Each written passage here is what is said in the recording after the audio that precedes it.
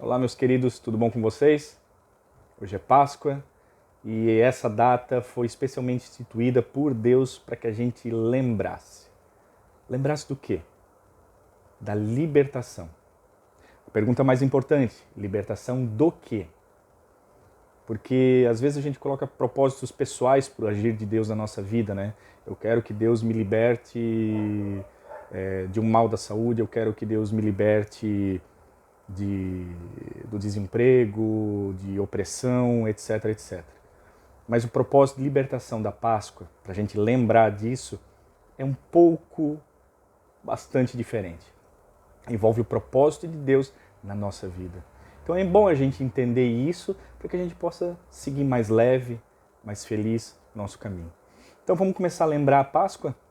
A primeira Páscoa foi onde? Está lá no livro de Êxodo, capítulo 12. Você deve lembrar essa história, né? A última das pragas, a morte dos primogênitos. E Deus diz que o povo de Deus deveria, cada família deveria sacrificar um cordeirinho e passar o sangue dele nos umbrais da porta. Daí o anjo da morte não iria visitar essa família nesse dia. O anjo da morte passaria por cima. Pessar no hebraico. Por isso o nome Páscoa.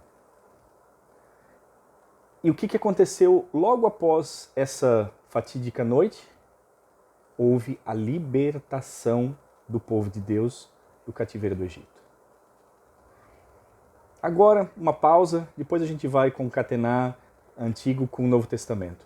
E vamos para o Novo Testamento, onde João Batista, em João capítulo 1, verso 29, fala: Eis o Cordeiro de Deus. João Batista olha Jesus e diz: Eis o Cordeiro de Deus que tira o pecado do mundo. É uma referência lógica ao sacrifício do templo, onde era sacrificado um cordeirinho para que esse cordeirinho morresse no lugar do pecador. E aquele Cordeiro de Deus, que era Cristo, Jesus, ele tiraria o pecado de todo mundo. Esse Cordeiro morreu justamente na comemoração da Páscoa hebraica. No mesmo momento que os judeus comemoravam a libertação do Egito, o Cristo morreu para que nós tivéssemos outro tipo de liberdade. Que liberdade? A liberdade da morte eterna. Onde não seríamos mais escravos da consequência eterna do pecado, que é a morte. Segundo Romanos 6, 23. O salário do pecado é a morte. Mas em Cristo nós alcançamos a vida eterna, porque ele morreu sem pecado. Então, como ele morreu sem pecado, ele troca a vida eterna que ele teria direito pelo nosso pecado. Então, nós ganhamos a vida eterna dele e ele carrega os nossos pecados. A Bíblia fala isso, que ele se fez pecado por nós. Então, por isso é que hoje, a Páscoa hoje, ele ganha um novo significado, mas que é uma ressignificação, na verdade, dos velhos símbolos do Antigo Testamento. As ideias lá do Antigo Testamento continuam valendo. Aquele cordeiro lá, que foi morto, lá no Egito, ele salvou a vida dos primogênitos. Jesus, morrendo na cruz, salvou a nossa vida também. E isso às vezes a gente não lembra, por isso a Páscoa é importante, para que a gente lembre. Às vezes a gente não lembra disso. Quem foi Jesus? Ele, o Filho de Deus que se fez carne. É muito breve, muito superficial. Ele é o Cordeiro de Deus que tirou o pecado do mundo.